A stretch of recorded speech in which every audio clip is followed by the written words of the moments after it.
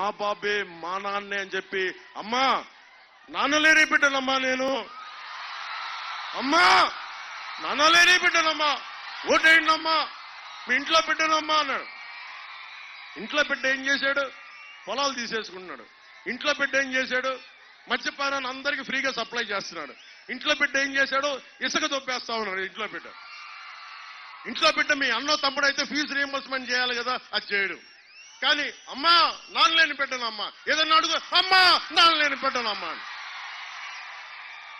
అరే నేను కూడా నాన్నలేని బిడ్డనే, నేను ధైర్యంగానే ఉన్నాను కదా. కనీసం మా నాన్న ముఖ్యమంత్రి కూడా కాదు. మా నాన్న కానిస్టేబుల్ గా పోలీసులో స్టార్ట్ అయ్యి ఎక్సైజ్ డిపార్ట్మెంట్ లో ఒక అసిస్టెంట్ ఎక్సైజ్ సూపరింటెండెంట్ గా రిటైర్డ్ అయిన వ్యక్తి. ప్రతిదానికి డ్రామా సంపి చూపుతున్నారు మమ్మల్ని. ఏదైనా మాట్లాడితే నేను లోకల్ కాదంటాడు. జగన్, నేను బాపట్లో పుట్టా, తిరుపతిలో నామకరణం చేశాను, ఒంగోలు నెల్లూరులో పెరిగా, పక్కనే ఉన్న మన మొగల్తూరులో మాకు పొలం ఉండేది, మాకు సొంత ఇల్లు ఉండేది. నీలాగా పాపం జగన్ వాళ్ళ తాతగారు చాలా గొప్ప వ్యక్తి. పాపం ఒక బలిజ కులానికి చెందిన వెంకట నరసయ్య గారి పాపం మైన్స్ ని, వెరైటీస్ మైన్స్ ని ఆయన చక్కగా ఆయన కింద కూలీగా పనిచేసి ఆయన తీసేసుకున్నారు. మాకు అలాంటి అవకాశాలు లేవు కదా జగన్. మేము కింద మీద నలుగురితో రావాలి, మాకు దగ్గర అంత డబ్బులు ఉండవు కదా జగన్. దోచేసే మైండ్లు మాకు లేవు కదా. మేము ఉద్యోగాల మీద బతికే జీవితాలు మేము ఏదో కష్టపడి కింద పడి వచ్చాం మేము. కానీ నువ్వు కూర్చొని నువ్వు మాకు కథలు చెప్పి ఒంటరి బిడ్డని, అమ్మ మీరందరూ ఉన్నారు, సొంత చెల్లికి గౌరవం ఇవ్వని వ్యక్తి అమ్మా. అరే ఏ అన్న అయినా సరే చెల్లి మీద అంత నీచంగా మాట్లాడతాడా? చెల్లి సంసారం గురించి మాట్లాడతాడా? మీరు చెప్పండి అమ్మా. నేను ఇది కూడా చెప్తున్నా, ఆడబిడ్డలకి మన మానానికి అమర్యాద జరిగితే వాళ్ళ మంత్రులు ఉన్నారు, 1-2 మానానికి అమర్యాదలు జరిగితే ఏమవుతుందని మాట్లాడతారు నీచంగా. 30,000 మంది ఆడపిల్లలు పైగా అదృశ్యం అయిపోతే, నేను వారాహి యాత్రలో చెప్పా, 30,000 మంది ఆడపిల్లలు అదృశ్యమయ్యారు ఆంధ్రప్రదేశ్ నుంచి అంటే నన్ను తిట్టని బూతులు లేవు వైసీపీ వాళ్ళు. నీకేం తెలుసురా అంటారు, అదంటారు ఇదంటారు.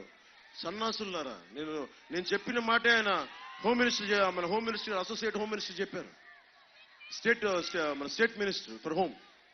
30,000 మంది ఆడబిడ్డలు అదృశ్యమైపోయారు.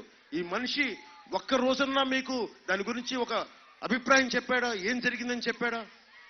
నేను అందుకే మాట్లాడుతున్నా, మీరు ఎన్ని గొప్ప వాళ్ళని పెట్టుకోండి, వైసీపీని కనుక మీరు ఇంకొకసారి లోపలికి తీసుకుంటే మొత్తం సర్వనాశనం అయిపోద్ది రాష్ట్రం.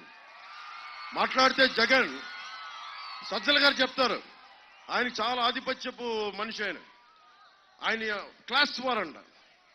మా నాన్నేమో అసిస్టెంట్ ఎక్సైజ్ సూపరింటెండెంట్ రిటైర్డ్ అయిన వ్యక్తి, వాళ్ళ నాన్నగారేమో ముఖ్యమంత్రి, వెరైటీస్ గన్లు ఉన్నాయి, లక్షల కోట్లు విలువ చేసే ఆస్తులు ఉన్నాయి. నేను కూర్చొని క్లాస్ 4 అంట. నేనంట పేదవాళ్ళ రక్తం దోచేస్తానంట. పేదోడు రక్తం పీలుస్తుంది నేనా జగనా? మీరు ఆలోచించండి. కౌలు రైతుకి ఎవరు నిలబడ్డారు? పవన్ కళ్యాణ్ నిలబడ్డాడా? జగన్ నిలబడ్డాడా? ఈ ల్యాండ్ టైటిలింగ్ యాక్ట్ ఎలాంటిదంటే, మనం చిన్నప్పుడు మనకి క్లాసిక్ మార్క్సిజం, దున్నేవాడితే భూమి అని ఉండేది మనకి. మీకు భవిష్యత్తులో కనుక మీరు వైసీపీకి ఓటేసి ఎవరైనా సరే, ఆంధ్రప్రదేశ్ లో గజం స్థలం ఉన్న వాళ్ళైనా సరే, సెంటు భూమి ఉన్న వాళ్ళైనా సరే, ఈ మాట మీరు చాలా జాగ్రత్తగా ఉండాలి. దున్నని భూమి అంతా జగన్దే అయిపోద్ది. దున్నిన భూమి మీద మీకు అధికారం ఉండదు. మీరు ఉండని స్థలాలన్నీ వైసీపీ జగన్వే అయిపోతాయి. మీరు ఉన్న స్థలాలు కూడా దాని మీద తాకట్టు పెట్టేస్తాడు. అందుకని ఇవి చాలా జాగ్రత్తగా ఆలోచించండి. మీ ఆస్తులకి మీరు వైసీపీకి ఓటేశారంటే మీ ఆస్తులకి మీరే కూర్చొని పెట్రోల్ వేసి తగలబెట్టేసుకున్నట్టు. జాగ్రత్త. అంటే ఒరిజినల్స్ అంటే వాళ్ళ దగ్గర పెట్టుకుంటారంట. మన ల్యాండ్ మీరున్నారమ్మా, రేపు పొద్దున మీకు ఎవరికైనా పెళ్ళైతే మీ ఇంట్లో వాళ్ళు ఏమిస్తారమ్మా? మీ వచ్చే అల్లుడికి ఏమిస్తారు? స్టాంప్ పేపర్లు ఇస్తారు. ఇదిగో మా అమ్మాయికి తరపు నుంచి ఇస్తున్నాం, మీ బిడ్డకి ఆడబిడ్డకి ఇచ్చుకునేది ఉంటుంది. అది ఇవ్వరంటమ్మా. మీకు ఫోటో స్టాట్ జెరాక్స్ కాపీ ఇస్తారంట. జెరాక్స్ కాపీ ఎవరితో ఏంటో మనకేం తెలుసు? రేపు పొద్దున వెళ్ళి సంసారం చేద్దామని ఈ లోపల పెట్టుకుంటే అది ఎవడో అన్యాక్రాంతం అయిపోయి ఉంటుంది. అందుకని చాలా జాగ్రత్తగా ఆలోచించండి.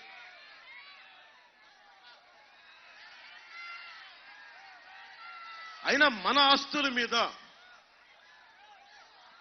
భారతదేశపు పాస్పోర్ట్ మీద భారతదేశపు పాస్పోర్ట్ మీద నరేంద్ర మోదీ గారి ఫోటో ఉండదు.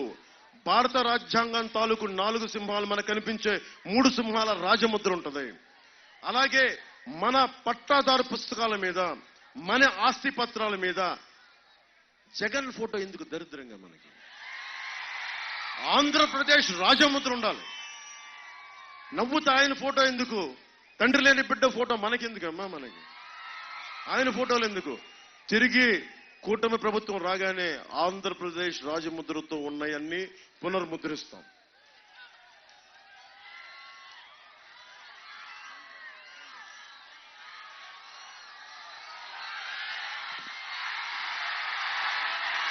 ఇప్పుడు మన మనసు మాట్లాడుకున్న బాధ్యతలు అయిపోయినాయి.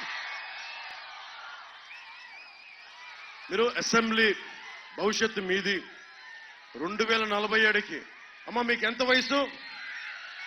ఎంత వయసు అమ్మా నీకు? 18 20 21. 2047కి నీకు ఎంత వయసు వస్తామ్మా? ఆల్మోస్ట్ మీకు ఒక 40 ఏళ్ళు పైన వస్తాయా? మీకు అప్పుడు పిల్ల పాప బిడ్డలంతా ఉంటారా? ఉన్నప్పుడు ఏం చేయాలమ్మా? మీ భవిష్యత్తు, మీ బిడ్డల భవిష్యత్తు కోసం నేను పనిచేస్తున్నా. మీ బిడ్డల భవిష్యత్తు కోసం ఆరోగ్యమైన పరిసరాలు ఉండాలి కదమ్మా. తాగునీటి అవసరాలు ఉండాలి కదా. ప్రతి చేనుకి నీరు, ప్రతి చేతికి పని.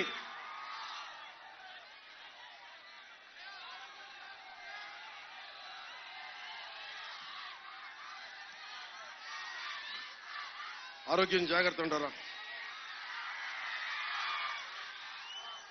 నేను కూటమి ప్రభుత్వం నుంచి నేను మీకు మాటిస్తున్నా, నేను మీకోసం ఒక సర్వెంట్